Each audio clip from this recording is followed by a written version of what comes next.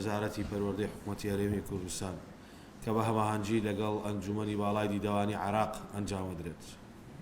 دیدەوانی وەکو بزوتنەوەیەکی لاوانەی پەروەردەیی خۆبەخشانە ڕۆڵێکی گرنگی هەیە لە مانادارکردنی کۆمەڵێک بەهای گرنگ بۆ تاکەکانی کۆمەلگا و بە تایبەتیش بۆ لاوان و بۆ گەنجەکانمان.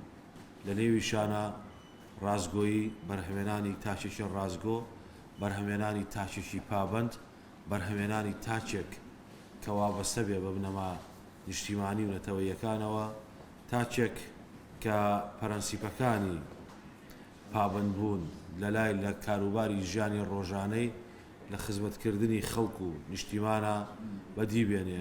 جا لەوەش هۆکارێکی گرنگە بۆ گەشەپێدان بەتوانە جەستەیی و هەروەها بەتوانە هیزریەکانیش. بۆیە بوونی ئەم جۆرە چالاکیە لە وەزارەتی پەروەردەی حکوومەتی هەرێمی کوردستان گرنگیەکی تایبەتی هەیە. ئێمە پلانمان وایە کە بابەتی دیدەوانی لە هەرێمی کوردستان بەرەو بوژاننەوە بەرین، بەرەو زیندووکردنەوە بەرین، چونکە یەکێکە لەو دەواازانەی کە دەتوانین زۆر ئامانج لە ڕێگایەوە بەدیبێنین. بۆ ئەم مەبەستەش بەڕێوەبەرایەتی گشتی چالاکی وەرزشی هونەری و ئەورای بەڕێز مامۆستا عەلی و تیمەکەی درێغیان نەکردو لەوەی کە نەخشە ڕێگایەکیان هەبێ کە چۆن چالاکیە دیدەوانیەکان لە ناو قوتابخانەکانی ئێمە جارێکی دیکە بەرەو بوژاننەوە بەرن. ئەگەر بمانەوێت کۆمەڵێک پەرەنسیپی گرنگ لە ناو قوتابخانەکانی خۆمان زیندوو بکەینەوە، دەبێت گرنگیشی تەواو دێن بە چالاکی دیدەوانی.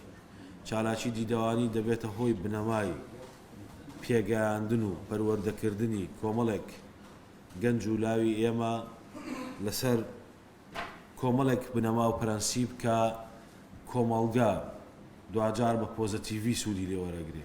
بۆ ئەو مەبەستەش هەموو توانایەتی خۆمانەخەی نەگەڕ کە سوود لە بوژاننەوەی چالاکیە دیدەوانیەکان وەربگرین. چالاکیە دیدەوانیەکان لە هەموو بوارەکانی دیکەی کۆمەلگا ڕنگدانەوەیان دەبێت. لە 1970 و 1970ەوە کاتێکم بزوتنەوەی دەبێتە بزوتنەوەیەکی فەرمی لە جیهانە، دەبینین بۆچوونەکان دیدەکان فکرەکان لە پاش گەڕانەوە لە جەنگەوە ئەمانە دێنە ئارا و جۆرێک لە فۆرمەولەبوون بە خۆیانەوە بینن بۆ ئەوەی کایەکانی دیکەی ژیان ڕێک بخەنەوە. بۆیە دیدەوانی گرنگە بۆ ڕێخستنەوەی بەشێکی دیکە لە کایەکانی دیکەی ژیان.